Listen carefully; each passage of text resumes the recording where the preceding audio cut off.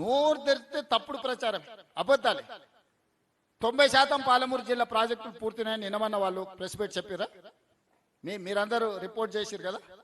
90% పనులు పూర్తయితే వాళ్ళ అంచనాల ప్రకారమే, వాళ్ళు ఇచ్చిన జీవో ప్రకారమే 55,000 కోట్ల రూపాయల పాలమూరు రంగారెడ్డి ఎత్తిపోతలు కావాలన్నా వాళ్ళు అదే చెప్తారు కదా. వాళ్ళ హయాంలో ఖర్చు పెట్టిందే 27,000 కోట్లు. వాళ్ళు ఆ రోజు చేసిన అంచనా 55,000 కోట్లు. ఈ రోజు అది ఎంత అవుతుందో మళ్ళా కొత్త రేట్లు పెరిగినాయి, ఇంకా అంచనా చేయలే. 50% కూడా నిధులు ఖర్చు పెట్టకుండా 90% పనులు ఎట్లా పూర్తయితాయి? అంటే అంచనాలన్నా అబద్ధం ఉండాలి, పని చేయకుండానన్నా అబద్ధాలు చెప్పాలి. రెండింటికి పొంతన ఉండాలి కదా. 55,000 కోట్ల రూపాయలతోని పాలమూరు రంగారెడ్డి ఎత్తిపోతలు పూర్తి అవుతుంది అన్నప్పుడు 27,000 కోట్ల రూపాయలు అంటే సరిగ్గా 50%, లెస్ దాన్ 50%, 48-47%, 47-48% నిధులు ఖర్చు పెడితే 90% పనులు ఎట్లా పూర్తవుతాయి? మీడియా మిత్రులుగా నేను మిమ్మల్ని అడుగుతున్నా. నాకు ఆ సైన్స్, ఆ మ్యాథ్స్ నాకు అర్థమైతలేదు. 80,000 పుస్తకాలు నేను చదవలేదు, నాకు ఆ లాజిక్కే దొరకడం లేదు. ఈ 27,000 పంపులకు లిఫ్టులకే మ్యాక్సిమం పోయినాయి. పంపులు లిఫ్టులు మీరు ఇల్లు కట్టుకుంటే మొత్తం కరెంటు వైర్లు, మీటర్లు, సామాన్లు కొనుక్కుంటే, గోడలు కట్టకుంటే, స్లాబ్ వేయకుంటే, కరెంటు వైర్లు కొనుక్కొని ఇంట్లో లైట్లు వెలుగుతాయా? ఎందుకు ఎలక్ట్రోమెకానికల్ ఎక్విప్మెంట్ కొన్నాడు అంటే 20%, 30%, 40% కమిషన్లు కొట్టడానికి అడ్డగోలుగా రేట్లు పెంచి ఆ పైసలు ఇచ్చాడు. సివిల్ వర్కులకు ఇయ్యలే, భూసేకరణకి ఇయ్యలే. ఏ ప్రాజెక్ట్ కట్టాలని మీరు ఇల్లు కట్టుకోవాలనుకుంటే కూడా ఫస్ట్ ప్లాట్ కొనుక్కుంటారు, అవునా? ప్లాట్ కొనుక్కున్న తర్వాత దానికి డ్రాయింగ్స్ చేపిస్తారు, డ్రాయింగ్స్ తర్వాత సివిల్ వర్కులు చేస్తారు, సివిల్ వర్కుల తర్వాత ఎలక్ట్రికల్ వర్కులు చేస్తారు. ఈ రోజు ఆయన ఎట్లా పడితే అట్లా చేసి, ఏది పడితే అది మాట్లాడి ఉన్నదంతా ఊడ్చుకపోయి దోసుకపోయి ఈరోజు మమ్మల్ని ఏదో దోషులుగా నిలబెడుతున్నామని భ్రమలలో ఉన్నారు. ఎవరంత అమాయకులు లేరు. ఏ ఊరికి ఆ ఊరికి తెలిసి ఆ ఊరిలో పని ఏమైతుంది. ఇప్పుడు కొల్లాపూర్ పోయినాం, చిన్న పిల్లగాన్ని అడిగినా చెప్తుండే ఏం జరిగిందో. వనపర్తి ఏరియాకు పోయినాం, నాగర్ కర్నూలు ఏరియాకు వచ్చినాం, ఇప్పుడు దేవరకద్ర ప్రాంతానికి వచ్చినాం, రేపు జడ్చర్లకు పోతాం. లోకల్గా ఉన్న వాళ్ళకి అర్థమవుతుంది కదా ఈయన ఏం చేసిండు, ఏం చేయలేదు, నిధులు ఇచ్చిండా ఇయ్యలేదా. అందుకే ఈరోజు పాలమూరు జిల్లాలో పెండింగ్ ఉన్న ప్రతి ప్రాజెక్టుని యుద్ధ ప్రాతిపదికన పూర్తి చేయడానికి అవసరమైన నిధులను ఏర్పాటు చేసుకోవడానికి, సేకరించడానికి ఒక పక్కా కార్యాచరణ కోసం క్షేత్రస్థాయిలో పర్యటన చేస్తున్నాము. ఎక్కడైనా అధికారులు ఏదైనా విషయాలలో అటు ఇటుగా చెప్తే కూడా దాన్ని అర్థం చేసుకోవడం కోసం ప్రతిదీ ఈరోజు తిరిగి చూసుకుంటూ వచ్చి ఈ జిల్లాకు 26 లక్షల ఎకరాల నీళ్లు ఇవ్వడానికి అవసరమైన పనులను, నిధులను సంపూర్ణంగా సమకూర్చడానికి ఈ 2 రోజులు పని చేసినాము, ఈ 2 రోజులు తిరుగుతున్నాం. రాబోయే రోజుల్లో ఇంకా వేగంగా భూసేకరణ చేస్తాం, పనులను చేస్తాం, అవసరమైన నిధులను విడుదల చేస్తాం. మీడియా మిత్రులకు కూడా నా సూచన, భూసేకరణ విషయంలో మీరు దయచేసి సహకరించండి. భూసేకరణ జరగకుండా ఈ పనులు పూర్తి కావు. భూసేకరణకు సంబంధించి రూపాయి ఎక్కువైనా ఇచ్చి వాళ్ళ సమస్యలను పరిష్కరించే పని మీద ఉన్నాము. అందుకే నిన్నమన్న మొదటి ప్రాధాన్యత కింద భూసేకరణకే మొట్టమొదటి నిధులన్నీ విడుదల చేస్తున్నాం. ఇంకొక 4,000 ఎకరాల భూమి సేకరణ చేసేది ఉంది. ఈ 4,000 ఎకరాల భూసేకరణలో మీడియా మిత్రులుగా మీరు సహకరించండి. ఈ రోజు మనం ఈ పనులు చేసుకోకపోతే ఇంకెప్పటికీ చేసుకోలేము. ఈ రోజు మన చేతులనే అధికారం ఉండి, మనమే నిర్ణయాలు తీసుకోగలిగి ఉండి, మనమే నిధులను తెచ్చుకోగలిగి ఉన్నప్పుడు కూడా మనం ఈ పనులను పూర్తి చేసుకోకపోతే చరిత్ర మనల్ని క్షమించదు.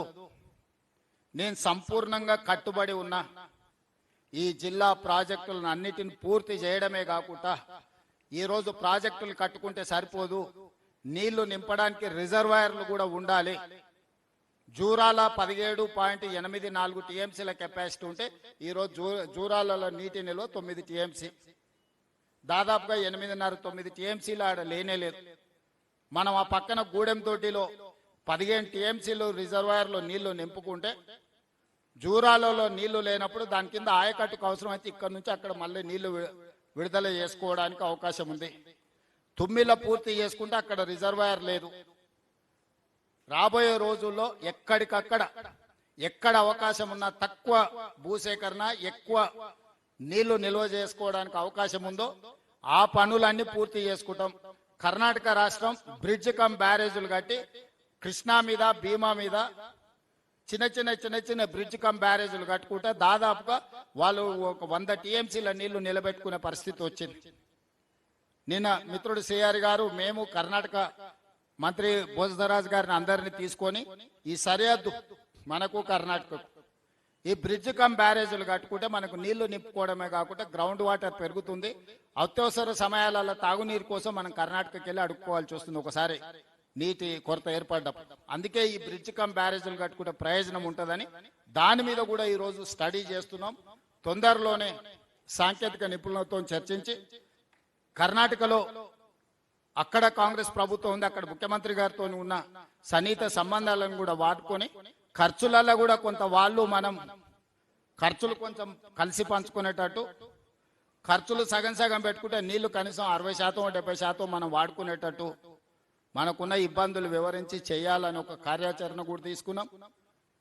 అదేవిధంగా రిజర్వాయర్లు ఇప్పుడు ఆగిపోయిన పనులను పునరుద్ధరించి ఆ రోజు అడగోలుగా అంచనాలు వేసుకొని ఎట్లా పడితే అట్లా వేసి ఇప్పుడు నిజంగా కాంట్రాక్టర్లకు ఇవ్వాల్సి వచ్చినప్పటికీ మొత్తం పనుల స్వరూపమే మారిపోయింది.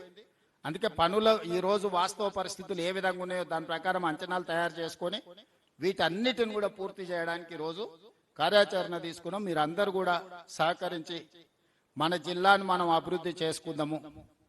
ఇంత మంచి అవకాశం మళ్ళీ మనకు రాదు. అందుకే ఈ వేదిక మీద నుంచి మీ అందరికీ మనలో చిన్న చిన్న విభేదాలు ఉండొచ్చు, మనస్పర్ధలు ఉండొచ్చు, ఆలోచన విధానంలో వేరు ఉండొచ్చు, కానీ జిల్లా అభివృద్ధి విషయంలో మనందరం ఒక్కటిగా ఉండాలి. దయచేసి బీఆర్ఎస్ నాయకులు అని చెప్పుకునే వాళ్ళందరికీ నా సూచన ఒక్కటే, మీరు ఏం సాయం చేయొద్దా, మీరు మాట్లాడుకుంటుంటే చాలు. మీరు చేయగలిగిన పెద్ద సాయం కేసీఆర్కు ఊడిగడం చేయడం ఆపురు. ఆఖరి 6 నెలలు ఎన్నికలు వచ్చినప్పుడు చూద్దాం ఎవరు ఎట్లుంటారో, ఎవరు ఏమవుతారో, జిల్లా ఎవరి పక్షాన నిలబడుతుందో, ఇక్కడ రైతులు ఎవరితో ఉంటారో, విద్యార్థులు ఎవరితో ఉంటారో, ఈ జిల్లా ఎవరికి అండగా నిలబడుతో ఆ రోజు తేలుద్దాం.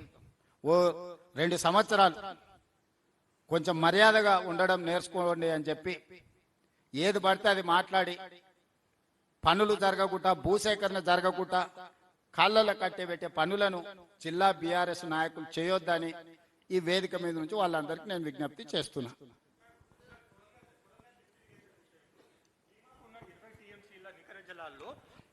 ఏడు టీఎంసీలు మీరు అక్కడ కోత పెట్టేసి ఇక్కడ కొడంగల్కి ఇస్తున్నారు. దానివల్ల బీమా రైతులు అక్కడ నష్టపోతున్నారు, ఇక్కడ కొడంగల్ రైతులు వీళ్ళు నష్టపోతున్నారు. ఎందుకంటే వాళ్ళకు 1,00,000 ఎకరాలకు 7 టీఎంసీలు సరిపోవు. ప్లస్ ఇప్పుడు Jurala it self is overloaded. 8 TMC మీరు 9 అంటున్నారు, అది 8 టీఎంసీ స్టోరేజ్. దానికి ఉన్న నెట్టంపాడ్ ఎకరేజ్ 2 lakhs acres, ఇప్పుడు బీమా 2 lakhs. Jurala it self has 1 lakh acres ayacut. ఇంకా ఇప్పుడు ఏది మన ఇది డ్రింకింగ్ స్కీమ్స్ ఉన్నాయి, ప్లస్ కొడంగల్. ఇలాంటి కాకుండా సిడబ్ల్యూసీ నుంచి హైడ్రాలజికల్ క్లియరెన్స్ లేదు, ఫారెస్ట్ అండ్ ఎన్వైరన్మెంట్ క్లియరెన్స్ కూడా లేదు సార్. ఎట్లా నీ ప్రశ్ననా టీఆర్ఎస్ వాళ్ళదా? నీ ప్రశ్న అయితే మీకు అవగాహన కొంచెం తక్కువ ఉంది. నా దగ్గరకు వస్తే మొత్తం డీటెయిల్ చెప్తా. ఒకప్పుడు 1 టీఎంసీకి 10,000 ఎకరాల కింద ఆయకట్టును లెక్క కట్టిరు. ఇప్పుడు 1 ఎకరాకు 15,000 ఎకరాల కింద లెక్క కడుతున్నాం. బీమా కింద మొదట ఉన్నది 2 లక్షల ఎకరాలు. ఆ 2 లక్షల ఎకరాల ఆయకట్టులో కొంత బీమా నుంచి కల్వకుర్తి లిఫ్ట్ ఇరిగేషన్ కి కొల్లాపూర్లో టేలెండ్లో ఉన్న బీమా ఆయకట్టు కల్వకుర్తి ప్రాజెక్టులో కృష్ణారావు గారు మా దగ్గర నుంచే నీళ్లు పోతున్నాయి, మాకు బీమా టేలెండ్ ఎందుకు, కల్వకుర్తి మా దగ్గర నుంచి పోతుందని కొంత ఆయకట్టు డిలీట్ చేసి కల్వకుర్తిలో కలుపుకున్నారు. 15,000 ఎకరాలకు 1 టీఎంసీ కింద లెక్క కట్టి మిగిలిన నీళ్లను సేవింగ్స్ లో ఉమ్మడి రాష్ట్రంలో చివరి జీవో మక్తల్ నారాయణపేట కొడంగల్ ఎత్తిపోతల పథకం నేను తీసుకొచ్చిన 7.5 టీఎంసీ 1,00,000 ఎకరాలకు నికర జలాలతోటి. ఈరోజు నికర జలాలకు అనుమతి ఇచ్చేటప్పుడు ఇవన్నీ లెక్కలేయకుండా లేరు. నువ్వు ఏదో ఆ కేసీఆర్ పుస్తకం లైబ్రరీలో పుస్తకాలు చదివినట్టు నువ్వు రాహుల్ అట్లా పుస్తకాలు చదవకు. సంపూర్ణమైన అవగాహనతోనే ఆ ప్రాజెక్టు తెచ్చుకున్నాము. నా మీద కోపం కొద్దీ నా ప్రాంత రైతులకు ఈ 1,00,000 ఎకరాల మెజారిటీ మక్తల్కు ప్రయోజనం ఉంది, తర్వాత నారాయణపేట, తర్వాత కొడంగల్. ఈ 3 నియోజకవర్గాలను చివరికి కొడంగల్కి ఇవ్వాల్సి వస్తుంది నీళ్ళు అని చెప్పి మక్తల్ నారాయణపేట కొడంగల్ ఎత్తిపోత పథకాన్ని తొక్కి పెట్టిండు కేసీఆర్ జీవో నెంబర్ 69. అందుకే ఈ రోజు మేము వచ్చిన తర్వాత ఇప్పుడు పిలిచిన టెండర్లలో 98% పబ్లిక్ కన్సెంట్ తోని భూసేకరణ మా మంత్రి గారు అక్కడ కూర్చొని చేపించిండు. వాళ్ళు అబద్ధాలే తింటారు, అబద్ధాలే గాలి, వాళ్ళు అబద్ధాలే తింటారు, అబద్ధాలే గాలి పీల్చుకుంటారు. మొత్తం అబద్ధం అంటే వాళ్ళ నరాన అబద్ధం జీర్ణించకపోయింది. ఈరోజు ఏ ప్రాజెక్టు దగ్గరికైనా పోదాం. ఇప్పుడు మీరందరూ మేధావులే కదా, మేమంతా మామూలు వాళ్ళం, కానీ మీరు జర్నలిస్టులు మేధావులే కదా. ఈచ్ ప్రాజెక్ట్ ఏదో ఒక ప్రాజెక్టు యూ నేమ్ ఇట్, మీరు ఒక ప్రాజెక్టు పేరు చెప్పండి. దాని పుట్టినప్పటి నుంచి ఈ రోజు వరకు ఏముందో దాని మీద చర్చ చేద్దాం. ఇప్పుడు వాళ్ళు తోసింది మాట్లాడతారు, వాళ్ళు మాట్లాడిన ప్రతి అబద్ధాన్ని మీరు నమ్మితే మీ మీద జాలి పడడం తప్ప నేను చెప్పగలిగిందే లేదు. ఒక్క ప్రాజెక్టు పేరు చెప్పు, వాళ్ళు మొదలుపెట్టింది కానీ వాళ్ళు పూర్తి చేసింది కానీ. పాలమూరు రంగారెడ్డి కూడా కాంగ్రెస్ ఉన్నప్పుడే కదా ఇచ్చింది, ఉమ్మడి స్టేట్లోనే కదా. 2013లో చిన్నారెడ్డి గారు, డికేఆర్ గారు, మల్లు రవి గారు, విఠలరావు గారు అసెంబ్లీలోనే చెప్పినాయి కదా జాతకం అంతా. సో మొట్టమొదటి దాంట్లో మీద మొదలుపెట్టిందే విఠలరావు గారు. సీఎం గారు, ఇప్పుడు గత కాంగ్రెస్ పాలనలో 50-60 సంవత్సరాల పాలనలో అసలు ఏనాడు ఒక ప్రాజెక్టు చేపట్టని కాంగ్రెస్ పార్టీ బీఆర్ఎస్ హయాంలోనే అసలు కేసీఆర్ అంటేనే నీళ్లు అంటేనే కేసీఆర్, ఈ 10 ఏళ్లలోనే అనేక ప్రాజెక్టులు చేపట్టాం. కాంగ్రెస్ పార్టీ కేవలం డైవర్షన్ పాలిటిక్స్ చేస్తుంది, అప్పుల విషయంలో కానీ ఈ ప్రాజెక్టు నిర్మాణాల విషయంలో కానీ చెప్తుంది. ఇప్పుడు రాములు గారు, కేసీఆర్ నీళ్ళే కేసీఆర్ అనేది అబద్ధం. కేసీఆరే సారానే కేసీఆర్ అంటే ఒప్పుకోవచ్చు, సోడానే కేసీఆరే సోడా అంటే ఒప్పుకోవచ్చు. నాగార్జున సాగర్ ఎవరు కట్టారు, ఎవరు మొదలు పెట్టారు? పండిత్ జవహర్లాల్ నెహ్రూ. కేసీఆర్ పుట్టిండో పుట్టలేదో కూడా నాకు తెలియదు. ఈ రోజున్న శ్రీశైలం ఎవరు మొదలు పెట్టారు? పండిత్ జవహర్లాల్ నెహ్రూ మొదలు పెట్టారు. ఉత్తర తెలంగాణలో ఉన్న ఎస్ఆర్ఎస్పి ఎవరు మొదలు పెట్టారు? పండిత్ జవహర్లాల్ నెహ్రూ గారు మొదలు పెట్టారు. జూరాల ప్రాజెక్ట్ ఎవరు మొదలు పెట్టారు? అంజయ్య గారు ఉన్నప్పుడు ఇందిరాగాంధీ గారు ప్రియదర్శిని జూరాల ప్రాజెక్టు కల్వకుర్తి ఎవరు మొదలు పెట్టిండ్రు? 2003లో చంద్రబాబు నాయుడు గారు మొదలు పెడితే 2004లో జలయజ్ఞంలో విస్తరించి పనులు చేయించారు. కోయిల్ సాగర్ కానీ ఏ ప్రాజెక్ట్ అయినా తీసుకో, కొత్తగా కేసీఆర్ మొదలు పెట్టిందే లేదు. ప్రాణైతే చెవెళ్ళు ఎవరు మొదలు పెట్టిండ్రు? పేరు మార్చి, ఊరు మార్చి, అంచనాలు మార్చి దోపిడీ చెయ్యడమే కేసీఆర్కు తెలుసు. కేసీఆర్ సొంతంగా ఆలోచన చేసి మొదలుపెట్టిన ప్రాజెక్టు మొత్తం తెలంగాణ రాష్ట్రంలో లేదు. నేను సూటిగా సవాల్ విసురుతున్నా, అసెంబ్లీలోనే చర్చ చేద్దాము.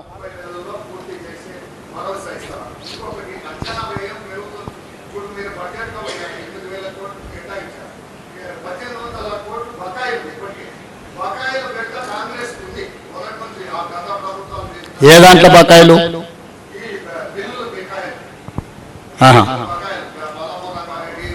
ఓకే,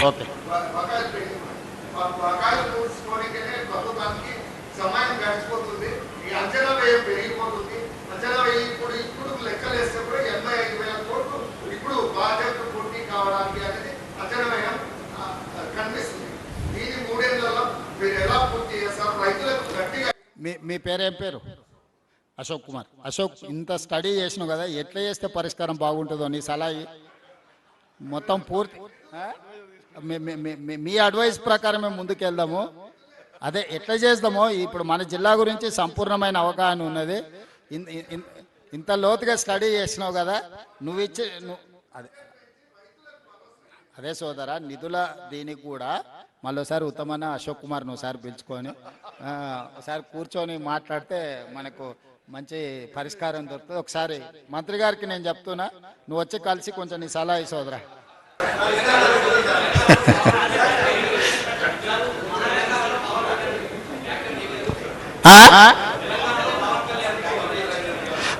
పవన్ కళ్యాణ్ గారు ప్రశ్నించిండ్రు, పొన్నం ప్రభాకర్ గారు జవాబు చెప్పిండ్రు. ఇక మన ఇద్దరికి ఎందుకు శ్రమ?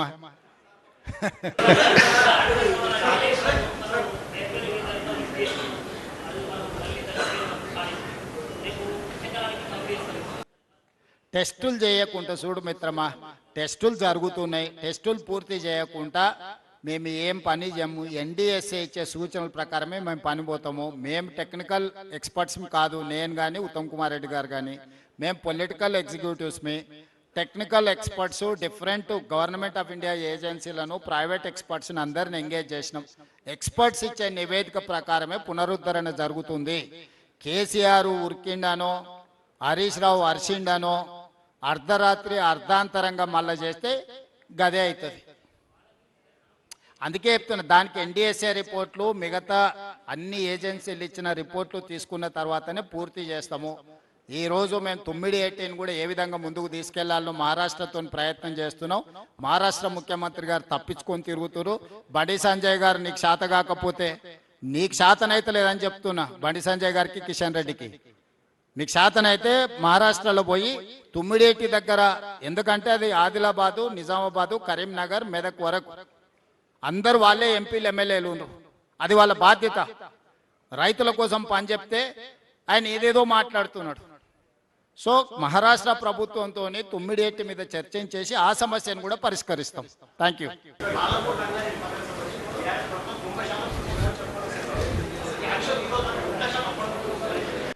ఇప్పుడున్న దాని ప్రకారం 50-52% పనులైనాయి.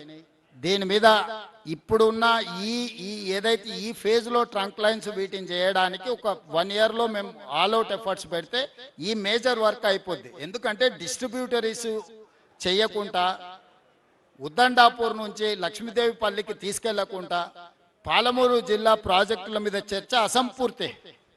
ఇప్పుడు ఏదైతే హెడ్ వర్క్స్ నుంచి ఉద్దండాపూర్ వరకు తీసుకొచ్చే వర్క్లను 1 ఇయర్ లోపల రిజర్వాయర్ల నుంచి మొత్తం పంపులు, లిఫ్టులు, రిజర్వాయర్లు, ట్విన్ టనెల్స్ అన్నిటినీ పరిష్కరించడానికి ఒక పక్క కార్యాచరణతో వస్తున్నాం. నెక్స్ట్ జూన్ ఈ టైంకి వాటి 100% పూర్తి చేస్తాం. Thank you.